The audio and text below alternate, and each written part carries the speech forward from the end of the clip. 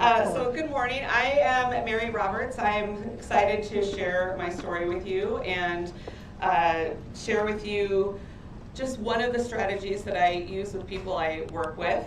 And I want to talk a little bit about food addiction.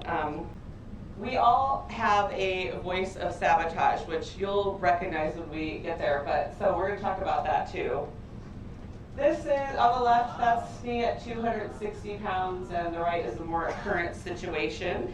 So I want to tell you about, currently, I'm 51 years old, metabolically healthy, and over 9 years food sober, and it took a lot of work and suffering for several decades to get to the point that I am now.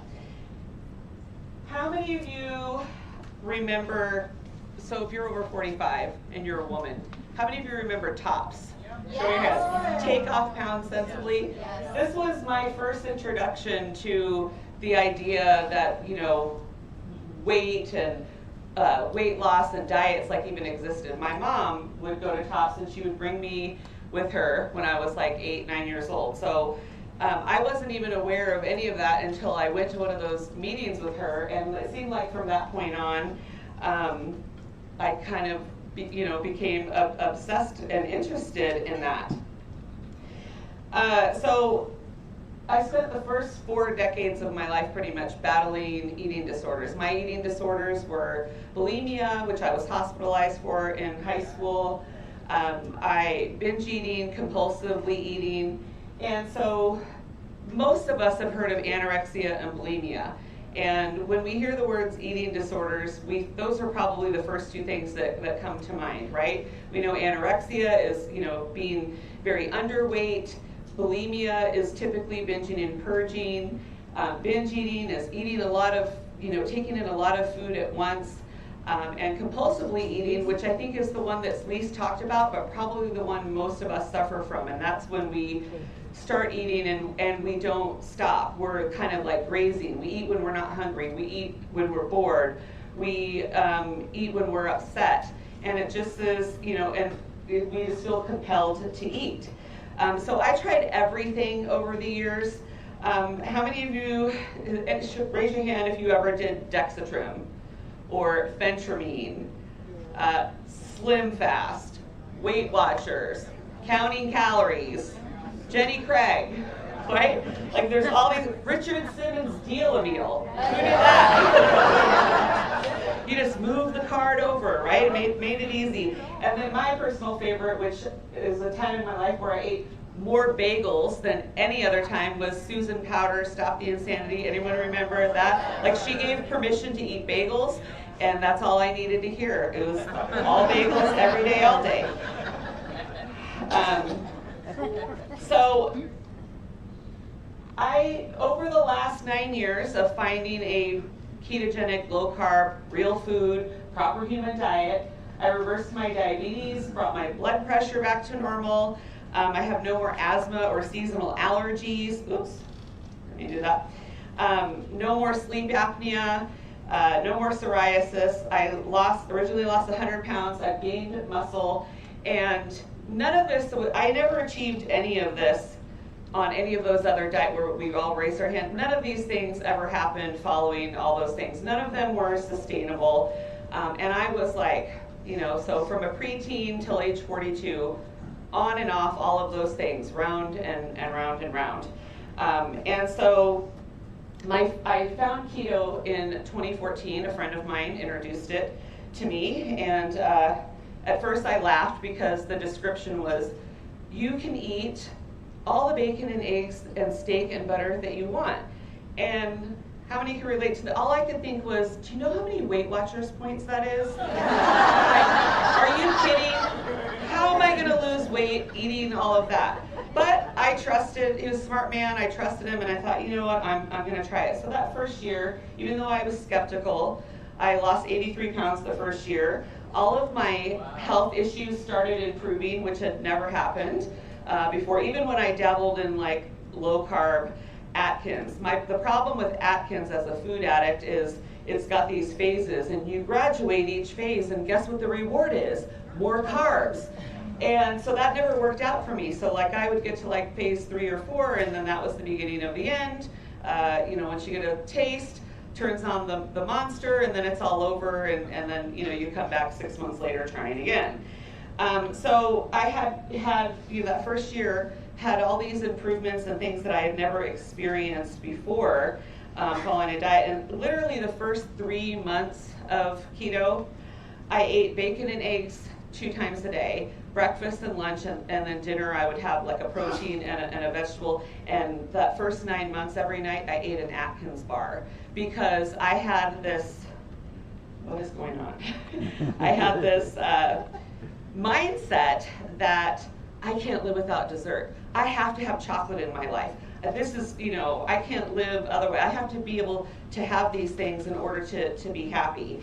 And so that's like what my first year of keto looked like. And even though I lost 83 pounds and started, improving my health, what I noticed was that I was still obsessed with food. And that's pretty debilitating when like you wake up thinking about food, everything you do throughout the day is focused on food. What am I going to eat? Where am I going to eat it? And just that general food obsession. I can remember like driving down the highway and seeing a billboard for a new Dairy Queen Blizzard and like pulling off the road. That was my cue. It's time. We have to go try this. And my whole life just revolved around food. So that even though that first year I was obsessed still, and I had weight loss success and thought about food all the time, one thing I did notice was that I felt calm. And one day I realized, well, it's been a long time since I've yelled at anybody in my house, and since I've like slammed a cabinet or a door, and I wanted to take advantage of that. I thought, okay, I'm feeling really good. My mind is clear. And I have been, my whole life in and out of, I've been hospitalized for eating disorders. I've been in inpatient or, outpatient programs, group therapy, private therapy, all to try to tackle this, the eating disorders and the food obsession. But I never had, I never had the mental wherewithal to like actually follow through on recovery, to do the work, because the food that I was eating, my nutrition, like when you're on Weight Watchers and calorie counting, you're doing your best to, still fit things in. Like I can remember when I was calorie counting, seeing, towards the end of the day, oh, I have 300 calories left today. A Snickers is 280, so I'll eat a Snickers, right? But it's so like you just don't have the mental clarity, and your nutrition isn't right. So I decided I'm going to take advantage of this mental clarity and how good I feel. And I just started, like I still have lots of materials from all the times I've been in programs and stuff. And I just started trying to, work out why do I use food inappropriately? Why do I eat when I'm not hungry? Why do I feel like I can't live without dessert every night? Or so, like, what is it about my life that this somehow food is the most important thing in it? Like, shouldn't there be other things that are more important? So, I was able to start breaking free because my, the mental clarity I had. So day by day, I thought about food less and less because I intentionally put my energy elsewhere. I fought back against my ed brain, like that voice of sabotage that we have in our head. And I started to overcome the lies I believed, because that voice of sabotage that we have tells us lies that we believe, and then that's what like keeps us going round and round on the the roller coaster in the mirror. You're just like doing the same thing over and over. So I'm now food sober over 9 years, and what that means is I don't eat food that harms me. I only eat food that serves me well. And everybody's definition of food sobriety can be different. I know there are people, there's people that can successfully eat Greek yogurt and nut butters or nuts. I cannot. So even though all those things are on every keto, low carb approved food list, the question for me isn't like, can I have this? It's, is this beneficial to me? And those things aren't beneficial to me. So part of my food sobriety includes eating, not eating things that other people can successfully eat. And that doesn't mean everybody has to do it the way I do it. It's just that that's the way I have to go about things. And so my food sobriety is I don't eat foods that harm me. I only eat foods that nourish me. I don't eat foods that don't serve me well. And so now, that I have had that food sobriety, my mission is to help others break free. I want to help as many people as I can get free from that obsession with food, because there's more to life than food. And I teach them how to change their relationship with food and to fight back against their voice of sabotage. So what is food addiction? It's eating behavior that includes the overconsumption of hyperpalatable food in quantities beyond what is required. It's food behavior that results in guilt, shame, and physical harm on the body. How many of you have ever, after eating something, felt bad, like emotionally or mentally, and beat yourself up for it? So it's a physical or emotional dependence that's usually chronic and compulsive. Our obsession with food keeps us from fully participating in life. There were many times over the years where I didn't participate in things either because my weight, or I was concerned about my appearance, or if there was going to be somewhere there wasn't going to be food, I was not interested in being places where there was no food. So I lived life from the sidelines, and that's what food addiction robbed me of fully participating in life. And it's not that I wasn't. I have 3 beautiful sons, and we had a good life, but there was always like that dark cloud because I felt bad about the way I looked. I didn't feel good, and everything revolved around food. When we went on vacation, it was all about like, where are we going to eat, not what are we gonna do. Yeah. Okay, so what does eating disorder behavior look like? So raise your hand if you've ever eaten in secret. Did you ever hide somewhere so no one would see you eating? What about hiding wrappers? Yeah. We look to hide the evidence. How many of you have ever eaten past full? Oh yeah. Have you eaten when you're not hungry? Yeah. How about taking extreme measures like crazy diets or shots or surgery, right? How about always vowing to start, it's always going to be tomorrow. Tomorrow's the day. Tomorrow's the day that I'm going to get it together and finally stop being this way. How about, has anyone ever tried to undo eating decisions? And by that I mean you had a bad weekend and then you decide, I'm going to fast for 72 hours now. Right? Or, I ate like a jerk today, so I'm going to the gym to run on the treadmill for an hour. That kind of thing. You're trying to undo the eating decision that you made. That's what it looks like. That's what disordered behavior with food looks like. And eating disorders, they're embarrassing. I mean, they're shameful. We feel like we have no self-control. We think that nobody else is doing the things that we do with food and the way that we think about food. We think nobody else has experienced it. They don't know what it feels like, and so we feel very alone. We have that dark cloud, and it feels impossible to overcome. It feels like we're never going to succeed. I can remember starting out and thinking that 100 pounds just seemed impossible, like that was not achievable. How was I ever going to, because my track record was I could never go longer than a couple of months before I would, fall off the wagon and have to start over. And you don't start over immediately. When you fall, we usually fall pretty far and hard, and then we come back a few months later finding ourselves starting over again. All right, so how about this voice of sabotage? It's that voice in our head that says things to us that we co-sign on. It's the voice that keeps us from getting free and having our true desires, and it's that voice that sends us back to everything. It sends us back to food as the solution to everything. So how many of you ever said, okay, I'm starting tomorrow, next Monday, the 1st? Yes. Who's made those statements? Yes. How about that voice says, just have one bite, or one piece, or just this one cheat meal, right? Has it ever been just one? Not for me.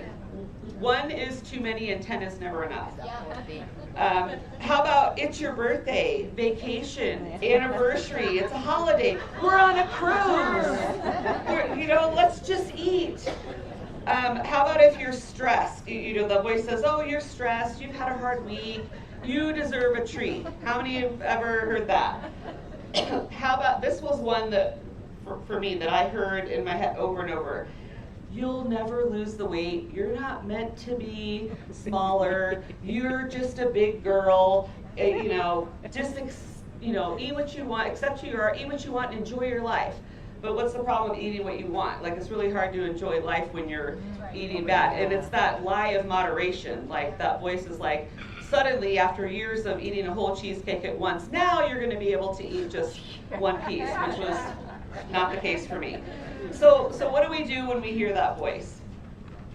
We need to overcome that voice. And I think most of the time, all of us feel like that voice is in control, and most of the time it is. Like, it speaks, and then we go along with it, and then that's why we stay in this cycle. But if we learn how to fight back against the voice of sabotage, we can overcome it no matter what situation we're in.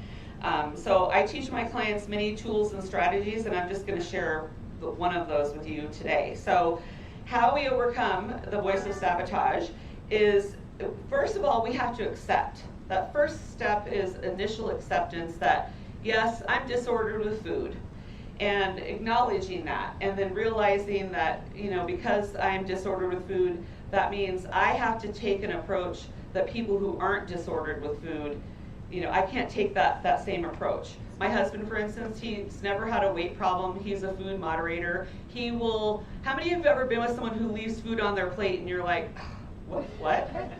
How are you leaving food on your plate? Or somebody who says, oh, I can't possibly have another bite of that dessert. It's too rich. What?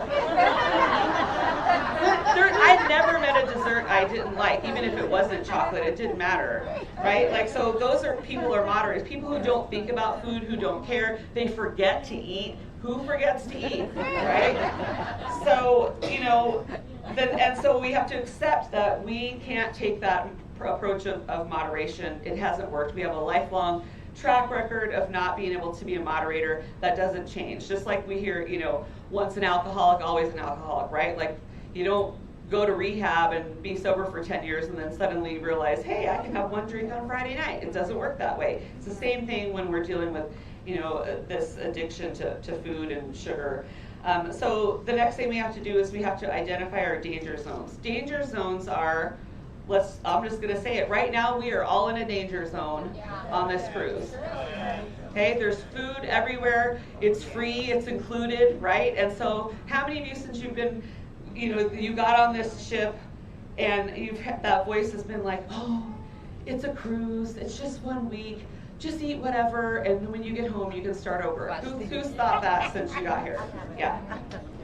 That's that. So danger zones are those situations that we get in where the voice of sabotage speaks to us and we agree, right? So like things like vacation, family gatherings, going to the movies, going to your favorite restaurant, having an argument with your spouse, your pet dying, like all these things that can drive us to emotionally eat, those are danger zones.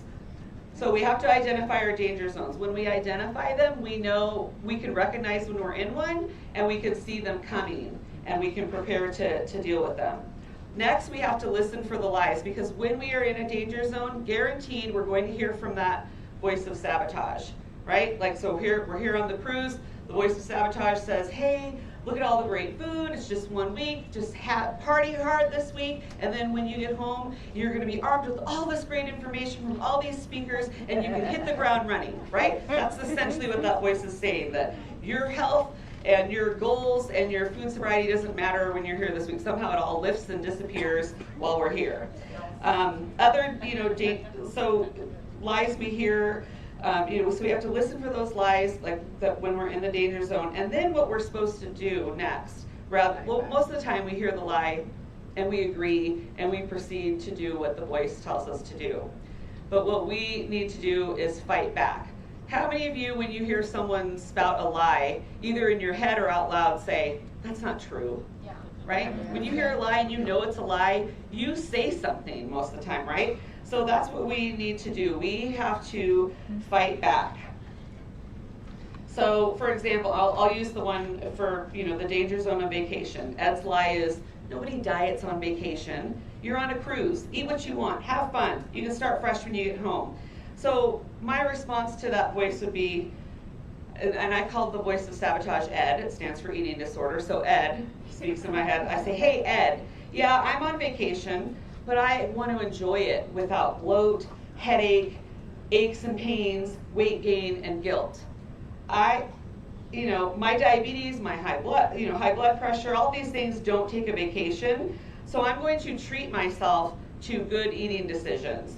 Because when we treat when we eat things that are harmful to us and we say it's a treat, that's really a lie. Like, a treat is something that's supposed to result in a good and positive outcome, right? But what is the outcome when we go against our commitments or our beliefs? The outcome is usually negative, and we pay for it in some way.